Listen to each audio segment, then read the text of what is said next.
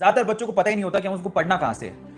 ठीक है, तो चलो अब इस सवाल का जवाब मैं आपको बहुत अच्छे तरीके से देता हूं, तो बहुत ध्यान से समझना, प्लान बनाते हैं और उसको अच्छे से नोट डाउन करना आपको। ठीक है, सो केमिस्ट्री को पढ़ना कहां से है, इस सवाल से पहले यह सवाल आता है और अपने आप को ये आपको मॉड्यूल करना है कि केमिस्ट्री में पार्ट कितने हैं। क्योंकि अब डिवाइड करके देखो, ह्यूमन माइंड, आप जब भी डिवाइड करके चीजों को याद करते हो ना, ह्यूमन माइंड आपको ज्यादा अच्छे तरीके से रिस्पॉन्ड करता है। तो पहले आप क्या करो, केमिस्ट्री को 3 पार्ट में हमें ऑलरेडी डिवाइडेड है, हमको सबको पता है। तो आप उसमें सबसे पहले inorganic chemistry, then organic chemistry, then physical chemistry. जैसे मैं बोलता हूं कि जो आपका नीट का पेपर आपके सामने आएगा, आपको बायो पहले सोल्व करनी है, फिर केमिस्ट्री सोल्व करनी है, फिर लास्ट में फिजिक्स सोल्व करनी है। इसी तरह से मैं आपको बता देता हूं कि केमिस्ट्री में भी आपको सबसे पहले 3 पोर्शन में से सबसे पहले किसको सोल्व करना है, इनऑर्गेनिक केमिस्ट्री को।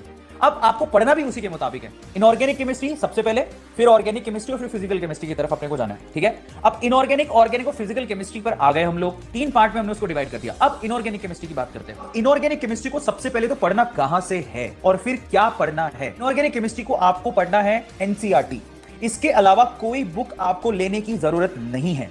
ओके, एनसीईआरटी को रीड आउट करो, इसके अलावा कोई बुक रेफर करने की जरूरत नहीं है। अब पढ़ने का तरीका क्या होगा, मैं आप सब बच्चों को बोलता हूं, एनसीईआरटी में जितने भी आपके इनऑर्गेनिक केमिस्ट्री के चैप्टर्स हैं, उनमें सबसे पहले और सबसे इंपॉर्टेंट चैप्टर है वो है केमिकल बॉन्डिंग, दूसरा वाला है इक्विलिब्रियम। ये दोनों ऐसे चैप्टर हैं जिसमें से सबसे ज्यादा सवाल पूछे जाते हैं।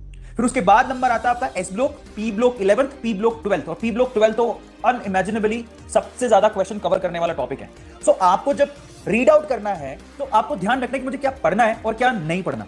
सो आपको अननेसेसरी वो टॉपिक नहीं पढ़ने हैं जिसमें से पिछले 10 सालों से सवाल ही नहीं पूछे गए हैं। तो इसलिए आपको क्या करना है, जब आप एनसीईआरटी रेफर कर रहे हो तो मैं सिर्फ 2 बुक्स के लिए बोलता हूं, एक एनसीईआरटी रखो, दूसरा क्वेश्चन किस तरह के आते हैं उसके लिए आप पिछले 10 साल या 15 साल के पेपर ले लो। मैं आप सबको कहूंगा कि क्योंकि अभी नीट, एम्स और जिपर मर्ज हो गया है, तो मैं आपसे कहूंगा कि पिछले 10 साल या 15 साल का एम्स का बुकलेट लेके आओ, उनके क्वेश्चन की प्रैक्टिस करो, क्योंकि वो आपको सबसे ज्यादा काम देगा।